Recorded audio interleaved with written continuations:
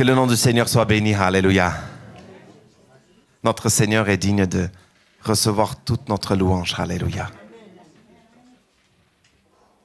Où est le lieu où les gens peuvent être réunis, des langues différentes, des horizons, des cultures, des arrière-plans, vraiment. Et on est dans un même lieu, avec une même pensée. Il n'y a que Dieu qui peut nous réunir. Il n'y a que son nom qui peut, le nom de Jésus qui peut nous réunir. Et ce matin, il est bon de justement nous concentrer, nous tous, sur sa parole. Parce que si nous sommes venus juste pour être ici présents et avec nos pensées, nous sommes ailleurs, ça ne sert à rien. Vous savez, Dieu veut toujours parler à son peuple. Le désir du Seigneur reste pareil. Nous constatons que quand il crée toute chose, il va parler à l'homme. Régulièrement, il va s'adresser à l'homme. Il veut avoir une relation avec l'homme. Régulièrement, Dieu vient parler à Adam. Nous le voyons. Toujours. Et même quand l'homme casse cette relation, il va toujours revenir pour pouvoir parler et rétablir cette relation avec lui.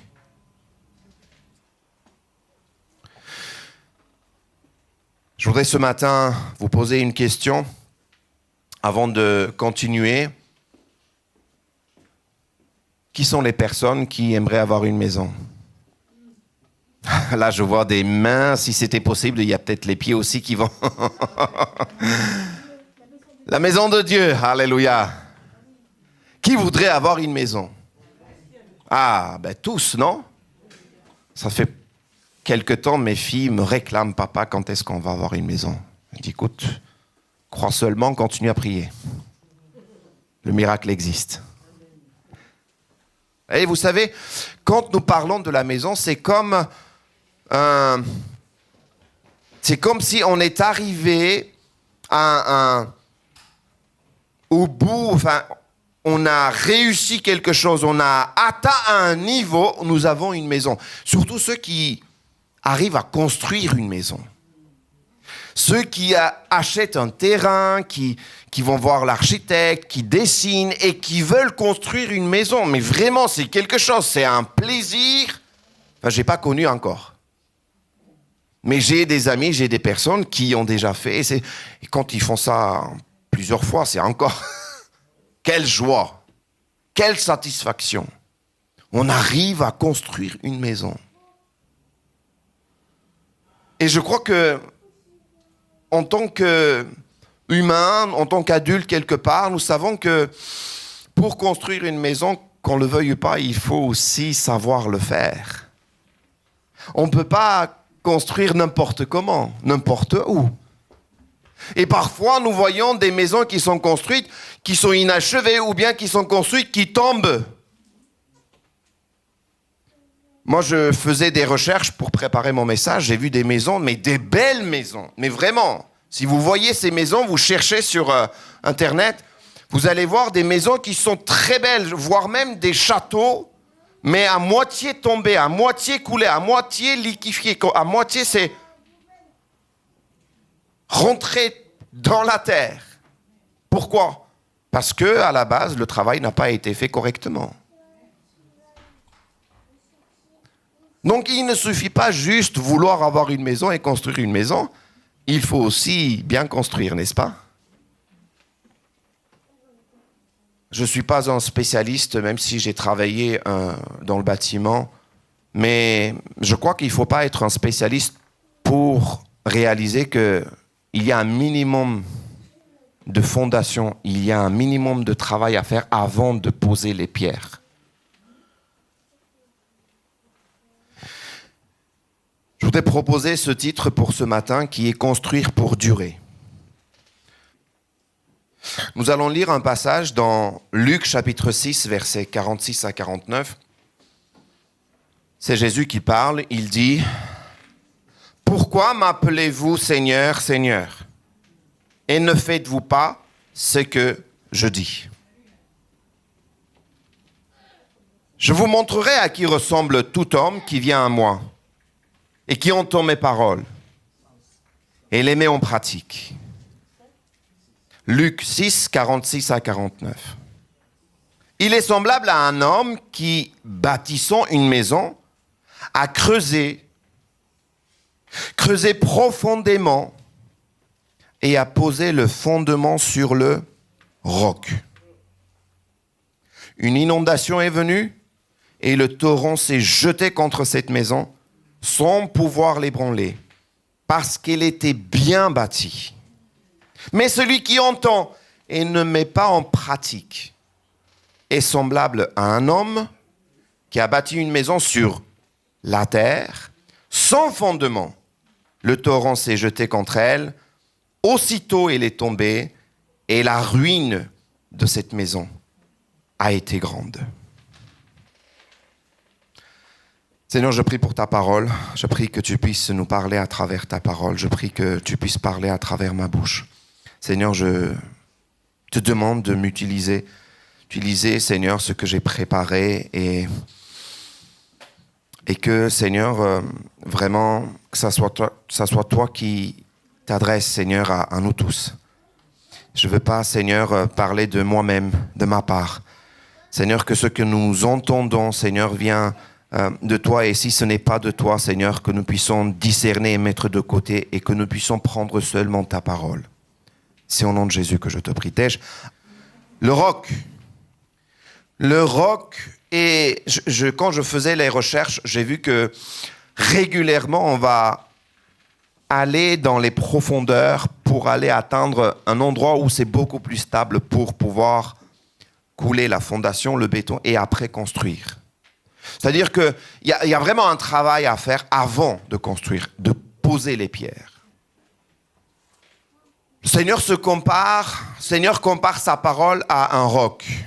Et quand nous lisons dans Deutéronome chapitre 32, nous voyons que Dieu lui-même aussi, on parle de Dieu comme il est le rocher. Dieu est le rocher. Deutéronome chapitre 32, verset 1. Et ensuite, la terre écoute les paroles de ma bouche, que mes instructions se répandent comme la pluie, que ma parole tombe comme la rosée, comme des ondées sur la verdure, comme des gouttes d'eau sur l'herbe, car je proclamerai le nom de l'Éternel. Rendez gloire à notre Dieu, il est le rocher. Il est le rocher, ses œuvres sont parfaites, car toutes ses voies sont justes. C'est un Dieu fidèle et sans iniquité, il est juste. Et c'est vrai que vous savez, ici, la parole est adressée à des gens, à des personnes qui se disent chrétiens, qui disent que je suis de Christ. Le Christ est mon sauveur, mon Seigneur. Je suis ses pas, je vais suivre ses pas. Il s'agit de cette personne-là à qui s'adresse cette parole. Ce n'est pas une parole qui est adressée, entre guillemets, à n'importe qui ne reconnaît pas Christ comme le Seigneur et Sauveur et le Maître de sa vie. Non, il s'agit de ses disciples, il s'agit de toi, de moi, qui à un moment ont dit, oh non, ma vie je mets de côté, mais connaissant je mets de côté, j'ai trouvé la perle rare. Souvenez-vous de cette parabole? J'ai trouvé le trésor. Je vends tout. Je vais acheter le trésor. C'est ça que j'estime le plus précieux. Je vends tout. Tous mes livres, je vais les vendre. Toutes mes connaissances, je vais les vendre. Tout ce que j'ai, tout mon passé, je vais tout mettre dans la poubelle. Je vais prendre ce trésor. Et je vais bâtir ma vie sur ce trésor. C'est ça qu'il est en train de dire.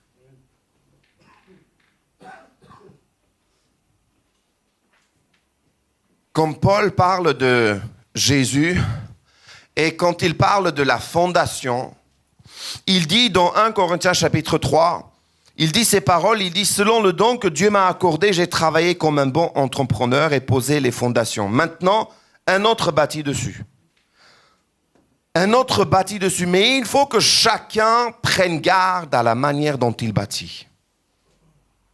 Car les fondations sont déjà en place dans la personne de Jésus-Christ. Et nul ne peut en poser d'autres. Certains utiliseront de l'or, de l'argent ou des pierres précieuses pour bâtir sur ces fondations. D'autres utiliseront du bois, du foin ou de la paille. Mais la qualité de l'ouvrage de chacun sera clairement révélée au jour du jugement. En effet, ce jour se manifestera par le feu, et le feu éprouvera l'ouvrage de chacun pour montrer ce qu'il vaut.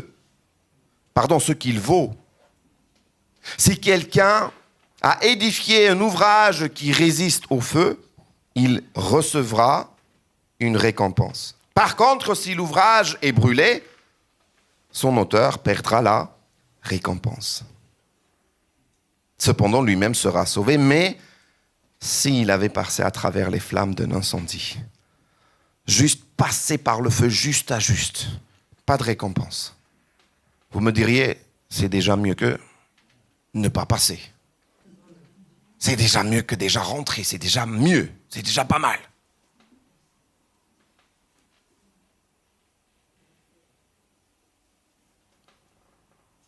Alors, maintenant que j'ai fait mon introduction, je voudrais voir juste 4 points avec vous.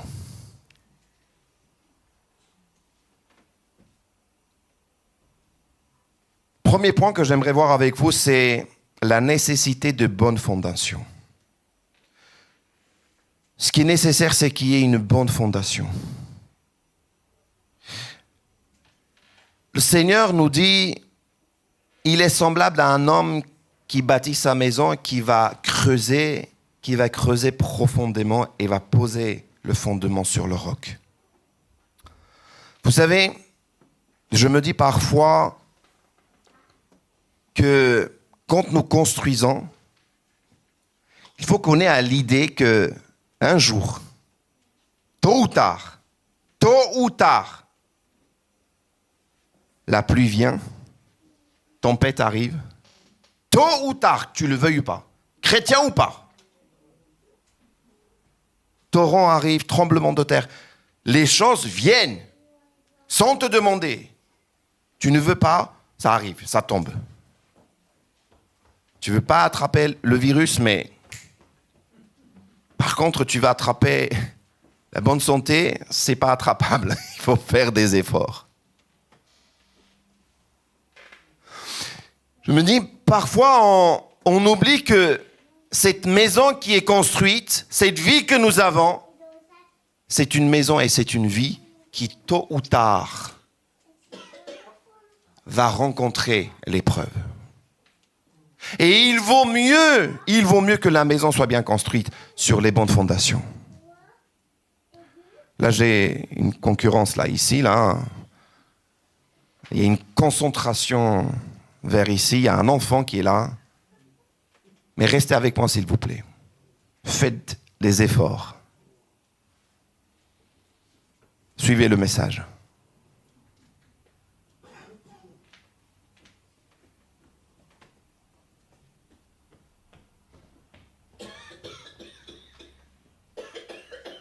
Je me pose vraiment la question sur moi, premièrement sur moi, en me disant, quand je construis quelque chose, est-ce que j'ai l'idée que un jour, il va y avoir le tremblement? Est-ce que je vais tenir? Quand je fais un projet, quand je construis quelque chose, un jour, tôt ou tard, est-ce que ça va tenir? Est-ce que ça va tenir réellement?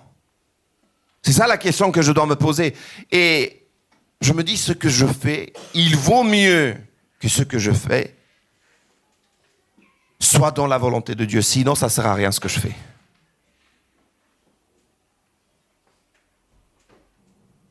Tôt ou tard, le jour arrive où réellement, les choses vont être visibles. Et ce qui est intéressant, c'est que ce qui va nous frapper, ce ne sont pas, vous savez, je vais dire autrement. Vous savez, ce monde, cette société nous propose des choses qui sont complètement contraires à ce que Dieu nous propose.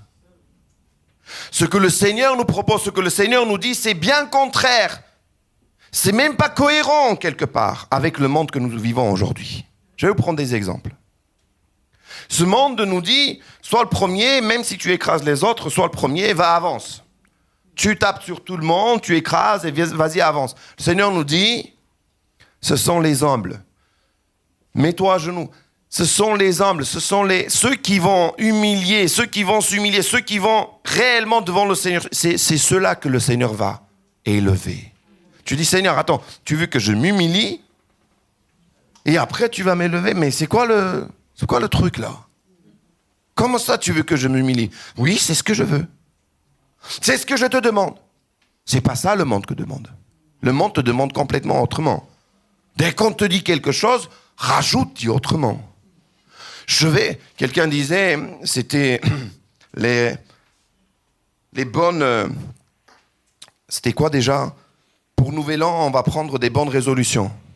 Quelqu'un disait, oui, pour cette année-là, c'était en janvier, début janvier, la bonne résolution que je prends pour cette année, c'est, quelqu'un me dit quelque chose, je vais lui dire double. Voilà ce que je vais faire. J'ai décidé, il me dit ça, je vais lui dire double, triple, comme ça. Voilà, cette année, c'est ma résolution. Moi, ce qui m'attriste, c'est que quand c'est le chrétien qui dit ça, je me dis, attends, lui, il dit ça, il ne connaît pas le Christ, mais toi, tu dis ça, c'est quoi Où est le chrétien? Si on continue à faire les mêmes choses, si on dit les mêmes choses que ce que le monde se fait, mais comment tu vas éclairer? Comment est-ce que tu peux être lumière si tu es déjà ténèbres? Non, mais je veux dire, tu ne peux pas éclairer. Un autre exemple que le Seigneur va nous donner, pareil, encore une fois, c'est incohérent, c'est si quelqu'un veut préserver sa vie, si quelqu'un veut sauver sa vie, perdra. Attends. C'est dans Marc, Marc chapitre 8, il dit, celui qui voudra sauver sa vie la perdra, mais celui qui perdra sa vie à cause de moi, à cause de Jésus, et de la bonne nouvelle la sauvera. Seigneur, attends. Tu es en train de dire il faut que je perde ma vie? Je dois perdre ma vie? Oui, tu dois perdre ta vie pour moi. Pour Jésus. Si tu penses préserver, si tu penses sauver ta vie et continuer à vouloir avoir une vie, moi je me pose des questions. Comment est-ce que tu peux en même temps marcher sur les deux chemins? Comment est-ce que tu peux faire ça? Ça, c'est incohérent. Pour le Seigneur, c'est incohérent. Et pour le monde, c'est incohérent. Le Seigneur nous propose autrement les choses. Le Seigneur nous dit, écoute, parfois, il faut, oui, oublier, laisser, mettre de côté et lui mettre la première place réellement. J'ai écouté une pensée. Je vais vous partager. Dites-moi ce que vous en pensez. Et après, je vais dire en arménien. Quelqu'un disait, en fait, pour aller à l'église, pour servir le Seigneur, parfois on va trouver toutes sortes de choses. En disant, oui, en fait, je suis fatigué. Et c'est vrai, parfois on peut être fatigué, il n'y a pas de problème là-dessus. Il n'y a pas de souci. Mais parfois on va dire, oui, mais on a trop fait, on est fatigué, on est ceci. Non, mais il faut faire ça. Non, mais il n'y a pas besoin. Non, mais on donne toutes sortes de raisons à tout ça. Écoutez bien. Et prenez vraiment ce qui vient du Seigneur. Ce qui ne vient pas du Seigneur, rejetez, mettez de côté. Il dit par contre, si il s'agit de quelque chose que nous aimons vraiment, c'est-à-dire que la personne aime ça, je vais prendre des exemples. Si c'est pour le travail, si c'est pour les vacances, si c'est pour, je ne sais pas moi, organiser une fête, si c'est pour faire des choses qu'elle aime vraiment, ses hobbies, la personne aime vraiment faire ça, il va trouver le temps, l'argent, l'énergie, mais tout. D'un coup, la personne devient l'expert de la situation. Vous me suivez ou pas? La question à se poser, c'est, maintenant tu es capable d'être l'expert de tel domaine, mais là où il s'agit d'être expert et excellent, que ce soit dans le service, que ce soit dans la lance de l'évangile, que ce soit le bon témoignage, que ce soit pour aller à l'église, que ce soit pour donner même, là on dit, mais non, je suis fatigué, non, le Seigneur comprend, le Seigneur pardonne, non, mais faut pas ceci. Vous me suivez un peu la cohérence?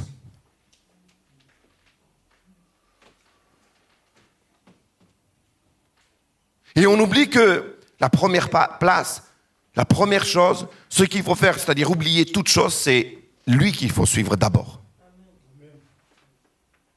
Parce que réellement, ce que tu as vraiment, tu as une famille, tu as un travail, tu as un mari, tu as des enfants, tu as une santé, tu as des yeux, tout ça, tout ce que tu as, qui te l'a donné?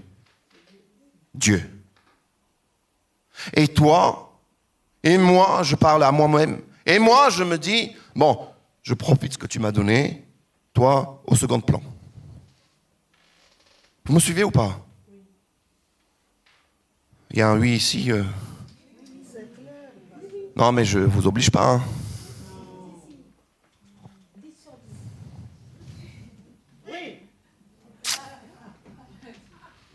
J'attends encore un petit peu et puis ça va se réveiller, vous savez. Amen.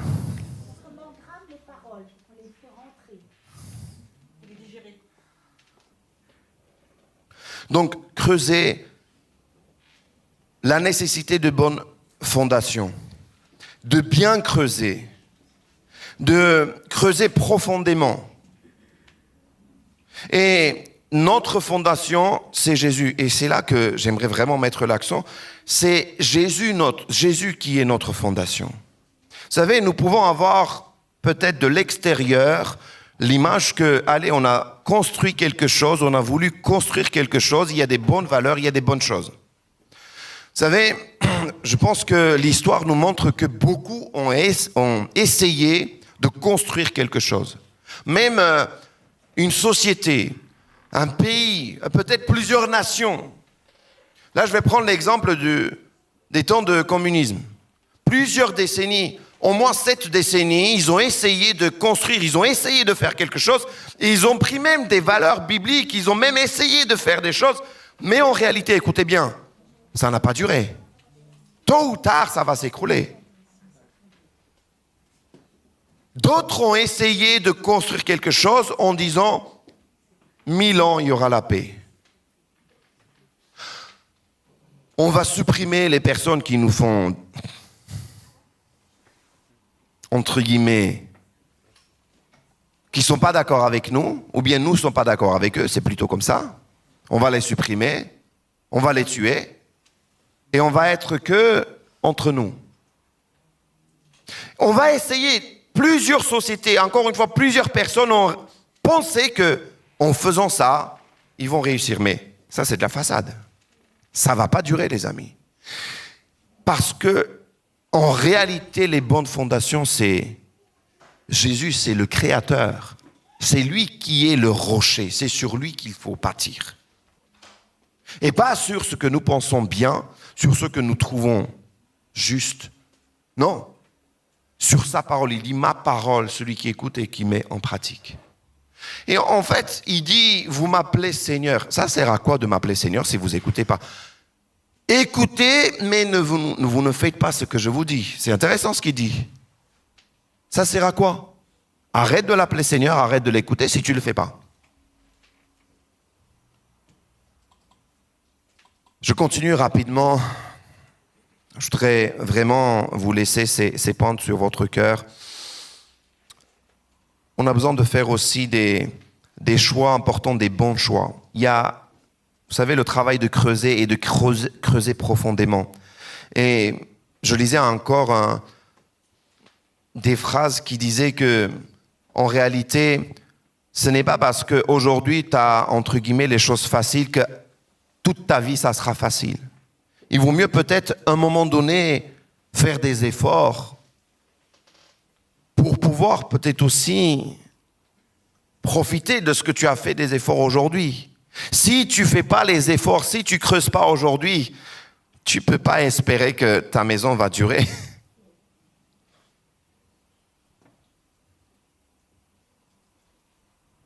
Il a vraiment fait le choix, celui qui écoute et celui qui met en pratique mes paroles, il a fait le choix de creuser et de creuser profondément. C'est le travail difficile, ça te prend du temps, ça prend de l'argent, ça prend de l'énergie et parfois même ça prend la moitié de ton budget pour construire une maison. Faire les bonnes fondations. Et c'est vrai, il faut faire des choix. C'est-à-dire qu'à un moment donné, tu peux dire non, je ne vais pas dépenser autant d'argent pour les fondations. Je vais dépenser plus d'argent pour les fenêtres, pour la cuisine. C'est bon pour moi, pas que pour les femmes. Les hommes ne sont pas là. Mais nous aussi, on sait faire à manger. C'est l'expérience qui parle. On va dépenser plus sur d'autres choses que sur les fondations.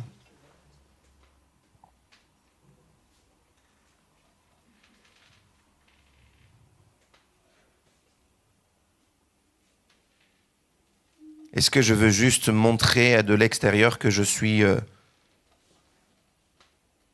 super, je prie, je lis, je sers? Est-ce que c'est de l'extérieur? Est-ce que réellement, à l'intérieur, je fais le choix de creuser un corps pour aller jusqu'au rocher, pour poser les fondations sur lui?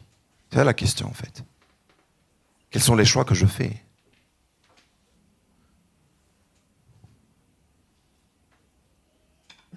Et quand je ne fais pas justement ce travail de profondeur, c'est mon troisième point, je ne prévois pas les tempêtes. Je ne prévois pas en fait les tempêtes. Je me dis, il n'y aura pas de tempête. Mais tôt ou tard, en fait, il dit, torrent s'est jeté. Pour les maisons, que ça soit bien construite ou pas, ou sur le sable ou sur le rocher, de tout, pour les deux maisons, il y aura la tempête. Et Jésus ne promet pas qu'il y aurait une vie sans tempête. Je ne sais pas, celui qui dit « j'ai pas de problème, levez-moi juste la main, je vais venir, je vais prendre un temps, vous allez me parler comment vous faites. Apprenez-moi comment vous faites pour ne pas avoir de tempête. Vous vivez dans quel monde ?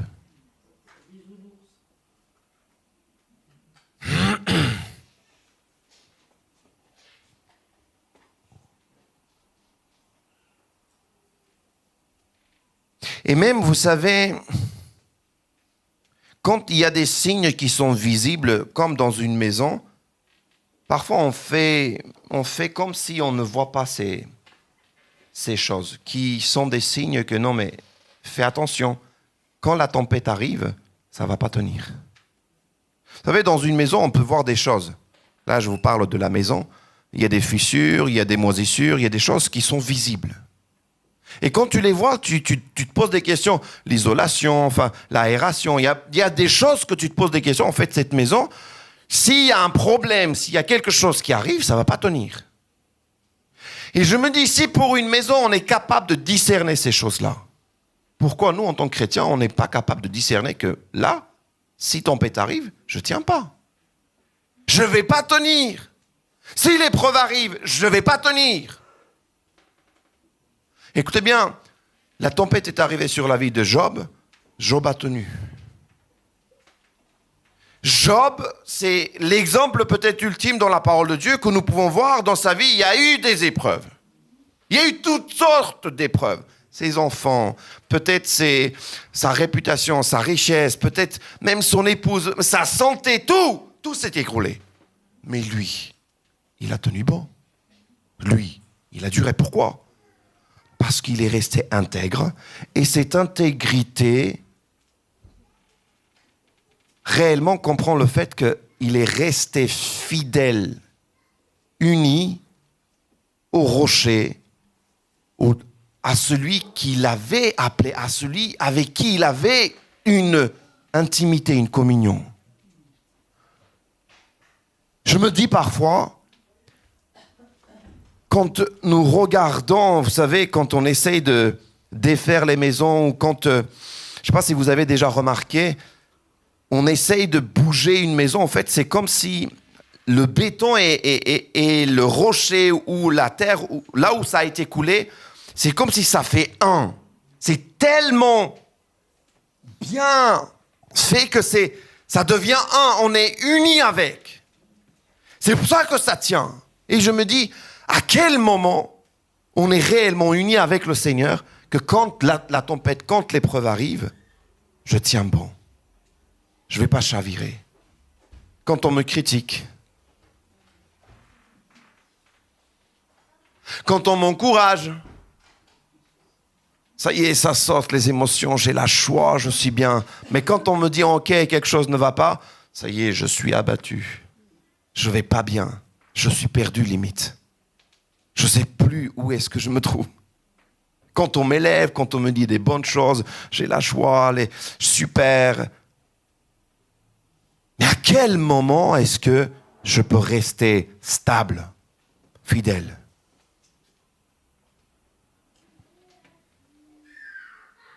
Je voudrais terminer en disant que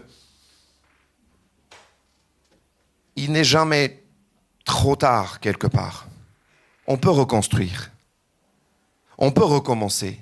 C'est ce que j'aime avec le Seigneur. Il est possible de recommencer et de reconstruire. Et si on remarque qu'il y a quelque chose qui ne va pas, il est bon de revenir humblement et lui dire « Seigneur, ça serait bien que tu puisses m'aider. Tu es le bon architecte. On va faire la liste des choses et on va réparer. On va commencer à réparer. Tu veux bien m'aider, Seigneur ?» Vous savez, quand vous faites des travaux, je ne sais pas si vous avez déjà fait des travaux chez vous, vous appelez quelqu'un, il vient, puis il commence à faire les travaux, il dit « Ah, madame, monsieur, en fait, on devait faire ce travail, mais en fait, regardez, il y a d'autres choses qui sont nécessaires encore à réparer. » Et avec le Seigneur, c'est pareil, on commence à travailler avec lui, il dit « Ah, il n'y a pas que ça, en fait. Ton problème, ce n'est pas que la jalousie. Il y a autre chose. Il y a aussi l'orgueil, peut-être, qu'il faudrait travailler. Il y a peut-être aussi l'égoïsme. Il y a peut-être aussi... Ah, t'es pas très généreux, en fait. Il y a peut-être autre chose aussi qu'il faut bosser.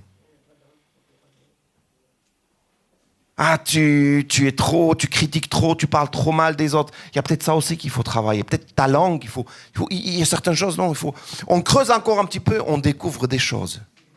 Il faut reconstruire, il faut le laisser travailler. Faites la liste. Ça, Seigneur, viens m'aider. Parce que je veux construire ma vie sur le roc. Et je veux reconstruire ma vie. Parce que ma vie, c'est important, c'est pour ma vie que tu as donné ta vie. Je voudrais qu'on puisse, nous tous, examiner nos fondations et revenir à lui. En mettant en pratique sa parole.